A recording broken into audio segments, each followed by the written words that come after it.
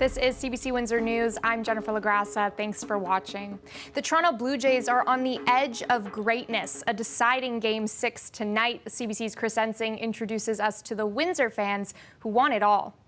This Border City Jays fan didn't always bleed blue. Growing up right across the border, growing up as a Detroit Tigers fan. Things changed last year after landing an athletic therapist internship with the Jays. You know, as soon as I got that internship, the switch flipped and became a lifelong Jays fan at that point, right? He helped Canada's team prepare for every home game. You do see the role and the impact that you have on them day to day, whether it's throwing a pre-game or pre-practice routine together, or being there during the game if something happens. It's a rewarding experience. He gets them. And in the process, he sets a major league record. These larger-than-life Jays left a lasting impression. He says they're great on the field and off of it. It's no act. They're all super genuine people. They care for each other, and that's real. He's not the only Border City fan who might play a small part in the Jays' success. Yeah, so my grandfather taught me how to hand spin wood bats in Windsor, Ontario 20 years ago. The bats that managers use to warm up players are made by two guys who grew up playing ball in Windsor. My grandfather was my best friend growing up. He taught me the game. I watched Blue Jays games in his big blue chair in his living room. And this season, I was able to handwrite a letter to John Schneider and thank him for using our fungo after we met him in spring training. So, you know, my grandfather's looking down proudly. It's big for business and the Blue Jays. And no word of a lie, once that bat got there, the Jays started making a magical run mid-season. Grade school teacher Paul Cowan is fired up, wearing everything he can to bring good vibes. I have my game jersey on. I've worn it every single game day without washing it. It's currently not public transit appropriate. It kind of reeks a little bit. There you go, ready? He's brought baseball into the school before, running the Girls at Bat program alongside the Jays organization to teach new skills in Windsor. Now he's using the World Series to teach life lessons. He's had students tell him that the Jays suck before. We talk a lot about the power of a voice and how you can use that in so many different ways. And so the power of the voice is you can vocally say something, but I have this other student who during the Mariners series, after the Jays went down 2-0, decided that he would wear a Mariners hat to school. So 80% of my class didn't really understand the shot he was taking at me, but it was pretty brilliant. Then the Mariners lost, and Mr. Cowan thinks that the student is now a new fan. Hey, I got my blue hat on, and I heard blue, thought Blue Jays, and turns out he's wearing a Dodgers hat. And so it's just kind of one of those funny things that hat speaks to the power of a voice. It speaks without actually using spoken word. And so it was really funny, kind of powerful, but targeted to me. And it's something that there's a little banter going about in class, which is cool.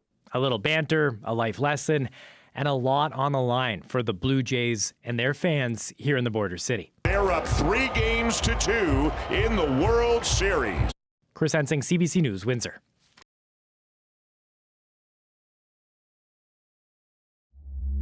A long-standing legal battle between the Canadian government and the company that owns the Ambassador Bridge is coming to a head. For more than a decade, the Canadian Transit Company has been arguing that the Ambassador Bridge has exclusive rights to charge people tolls when they cross the border in West Windsor. And they say that Canada is infringing on that with the new Gordie Howe International Bridge. That right, they say it's highlighted in an act that the government created decades ago to govern the company. But the Attorney General of Canada says that's simply not true, and they've asked the court to dismiss the case. In this decision released this week, a judge for the Ontario Superior Court of Justice says he won't throw out the case and that it should go to trial. The bridge owners started this fight back in 2012, and it's one of several cases they've brought forward to stop or hinder the Gordie Howe Bridge. The judge in this case says that whether the act that governs the company does give them the right to exclusivity is a genuine issue requiring a trial. We don't know when a trial will move forward or whether the Canadian government can appeal this decision. Both the Attorney General of Canada and the owners of the bridge didn't respond to a request for comment. Colette Kennedy is here. Colette, very windy out there. Is that going to continue into the evening? Yeah, we are going to have to deal with the winds a little bit longer, but actually, Jennifer, we'll have those starting to kind of calm down a little bit. So there's more improvement coming our way. Had a little bit of sun earlier, and then some of the clouds building back in. So still an isolated shower this evening, not out of the question, but hey, it's better than what's happening in eastern Ontario, where you're seeing, especially in those higher elevations, that changeover into, yes, some wet snow. For us, it's just a little cool tonight, 2 degrees, and then tomorrow, kind of variable skies. In terms of the morning, we'll have more sun and then some clouds building in. 11 for the high. We'll take a look at the whole weekend coming up. Okay, thanks, Colette. The fisheries in Wheatley and Port Dover are a little richer today. The province announced an investment of $10 million into facilities in the two communities. Looking to sustain an incredible fisheries sector here in Ontario, on Lake Erie, on the Great Lakes in general. Being able to export across the world, open new markets. Obviously, with the pressures that are coming from the U.S. right now, it's really important that we make sure that we open up some more of those channels. So the reinvestment in the community here will help us do that. The funds are intended to boost recreational and commercial fishing along Lake Erie. Construction at both locations will begin over the next 2 years. Port Dover's facility is anticipated to open by 2027 and the Wheatley one by 2029. To boost energy or beat a hangover, some Canadians are hooking up to IV therapy. These wellness clinics are a booming business, but researchers warn there's little regulation and big potential health risks. The CBC's Lauren Pelly has more.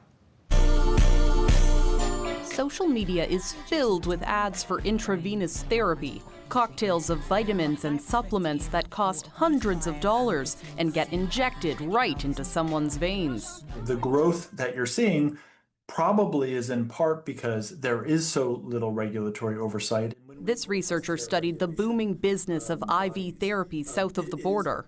He found less than a third of clinics required consultation with a licensed medical professional before treatment or described the potential health risks. If consumers are going to go off and use these, particularly often without their doctors even knowing that they're using these, we have to make sure that the safeguards are in place, that nobody gets hurt. The risks can include potential cross-contamination, adverse reactions, or even serious infections. Good morning. Good morning. At this wellness center in Mississauga, team members told us they adhere to strict safety standards for their IV offerings, including a sterile environment, patient exams, and vital checks. But this naturopath says one customer told her she passed out during a session at a different facility after being given a partially frozen IV bag. This really concerns us as providers of this treatment because it can be very dangerous for the patient. Across Canada, CBC News found private IV clinics often fall into a regulatory gray zone, similar to the U.S.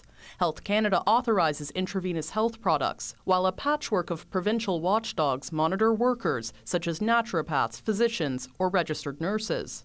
Only some regulators actually inspect the clinics directly. Unfortunately, I think these IV clinics, they're falling through the cracks. One of Canada's top experts on health and wellness trends says the bigger issue is there's often no evidence backing up claims about health benefits. I think that these products should be viewed as a major red flag.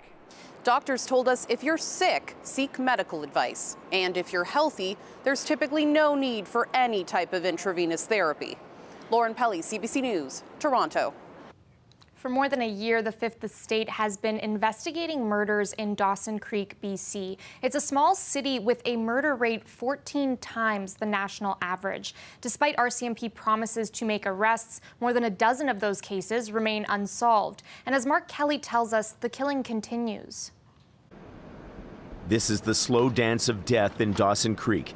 The RCMP's forensic team and another victim, another suspicious death, another grieving family. In the past 4 years, the town of 12,500 people has seen a bloody wave of unsolved murders. The Fifth Estate has been investigating who is killing who and why. Adam Isley followed an oil and gas boom to Dawson Creek, a boom that's transformed the local economy. He was found murdered 2 years ago after descending into a life of drugs. His family has no answers about who killed him or why, just that his death was brutal. They said you couldn't have an open casket. They wouldn't want to see. It would be too disturbing. It's not just drugs that are flooding the community, so too are illegal weapons. Aaron Linklater says he's been dealing drugs in Dawson Creek for the past 30 years. The minute you put a gun into a fetal alcohol Down syndrome kid who's never had to earn a penny in his life, but he's fought from every corner he's ever been in, and he has no chance and never did, you get the worst criminality. You get crazy, crazy criminality. Weeks after this interview, Linklater was found dead. Statistics Canada measures the number of serious crimes reported to police.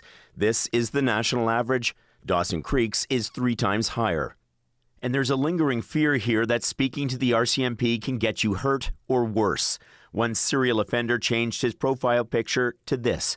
Charged with attempted murder, the case was dropped when a key witness failed to testify. What message do you think this picture sends people in the community? Well, it's obviously a direct threat. Appears to be a direct threat. With more than a dozen unsolved murders, there's a growing fear in Dawson Creek the suspected killers are walking free in the community.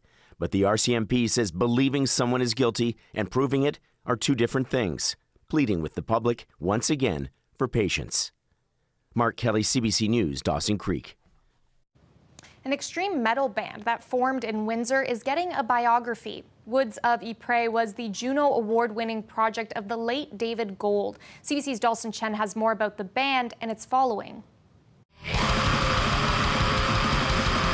If you aren't a fan of extreme metal, you might not be aware these woods on Ypres Avenue in Windsor started a musical legacy. 23 years ago, they inspired the name of a band that's now considered legendary, Woods of Ypres. Over the course of 5 albums, Woods of Ypres straddled the subgenres of doom metal and black metal. The band has been inactive since 2011 with the untimely passing of David Gold, the band's driving force and only consistent member. Yet the music of Woods of Ypres continues to find a cult audience amongst metalheads around the world. On streaming platforms like Spotify, there are Woods of Ypres songs that have millions of listens. Shiver James writes a California-based metal fanzine called Arcane Archivist. He's been working on a book about David Gold and Woods of Ypres. He had a level of honesty in his lyrics that's not often seen within these genres of metal. David cut a lot deeper and really sang from the heart. So I think for people like me and for a lot of fans, it is that vulnerability and that emotion that really ties them to the band. Lakeshore studio owner Glenn Fricker worked on the band's first 2 albums. He believes the power of Woods of Ypres is built on songcraft. They weren't just trying to be gymnasts with guitars. They weren't just trying to do stunts. Look at how fast I can play. They were more concerned about writing quality songs and melodies and things that would stick with you. And I think that's what gave them some longevity. It really made them stand apart from their peers. In 2013, Woods of Ypres won a Juno Award for their 5th album. David Gold's mother, Esther Gold, accepted the award on behalf of her son. She's in full support of the upcoming book. I think David would be most pleased with this. He had a goal that he wanted his music to reach all around the world. He achieved what he planned to do, and I'm most proud. Arcane Archivist has conducted more than 100 hours of interviews with people who knew David Gold. A completion date for the biography hasn't been set, but there's a working title, Deepest Roots, The Woods of Ypres Story. Dawson Chen, CBC News, Windsor. Halloween is nothing special for most Europeans, but a cafe owner in Athens is so excited about the holiday, it's spooky. His cafe is chock full of elaborate pumpkins, skeletons, and witches displays. When the cafe first boasted Halloween decorations 10 years ago, locals were confused. In Greece, the closest thing to the holiday is a springtime religious festival in which people wear costumes. But an influx of foreign residents and tourists has created awareness of Halloween, and it's scary how popular this cafe has become. A look outside there, it's already starting to get a little bit dark out, which means trick-or-treaters are probably going to come knocking on your door soon. So just be extra mindful of them, especially if you're heading out on the roads tonight. We're gonna be back later in the program for some Halloween fun, so stay with us.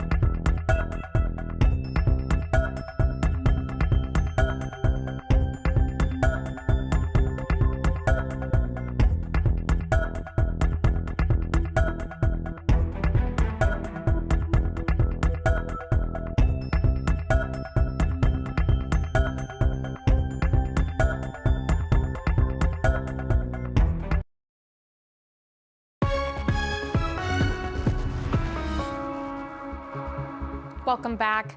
Prime Minister Mark Carney is calling it a turning point in Canada's relationship with China. His one-on-one meeting with President Xi Jinping at the Ypres summit in South Korea.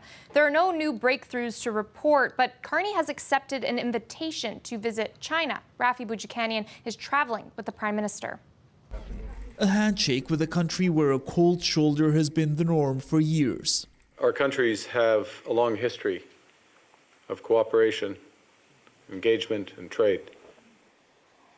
55 years of diplomatic relations marked the anniversary 2 weeks ago.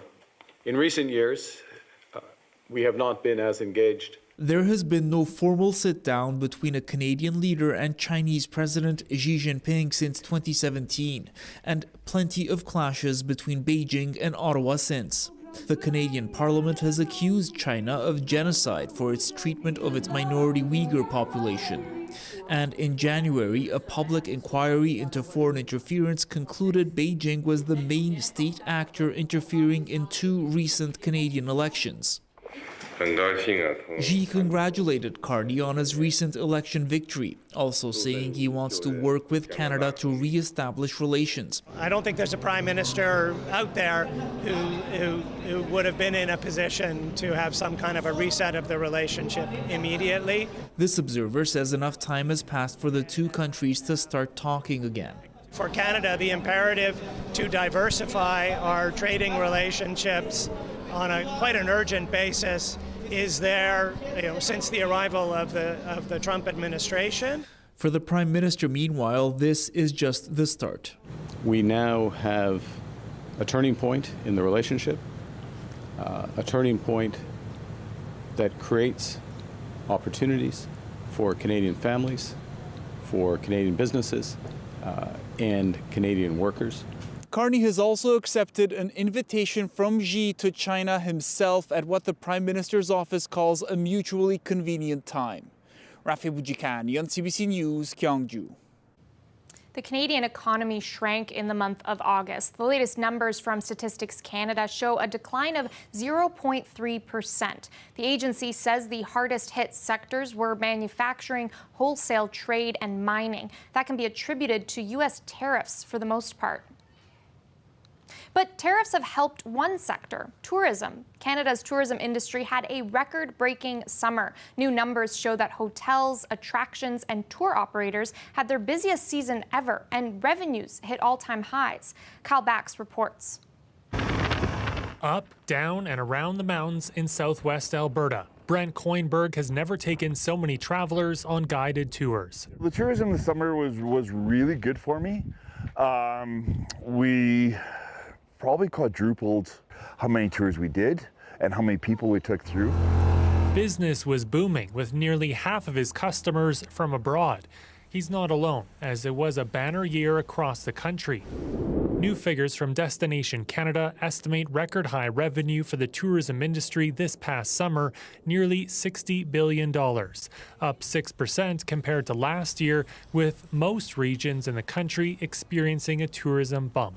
We look at a metric called forward bookings, and for the past few months and months before the summertime, we were seeing bookings growing from all of our target international markets and from Canadians who are looking to travel domestically.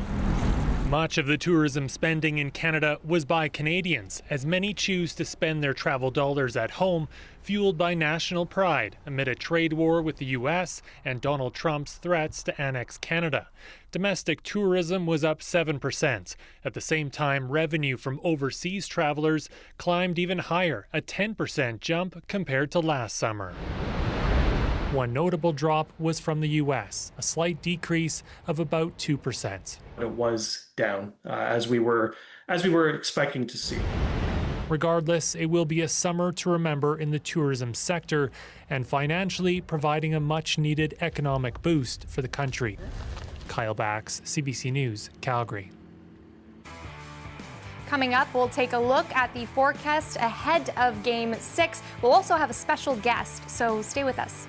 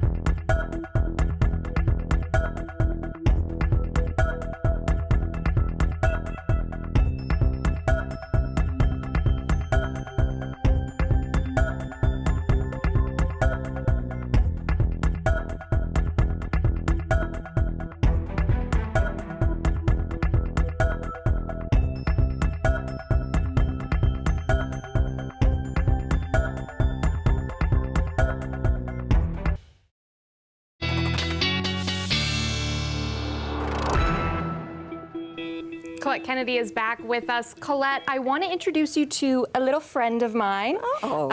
His name is Preston the Pumpkin. And each of us here, we carved a different feature. We didn't collaborate ahead of time, so we had no idea what he'd look like, but I think he turned out pretty good. I was going to say that turned out very well. Yeah. If you didn't truly collaborate, but you did collaborate to make it. And he's a Jays fan, of course. Well, I see that. Has to be. I love it. Good for you guys. I love the spirit for Halloween. You know what else I like around Halloween? Bats.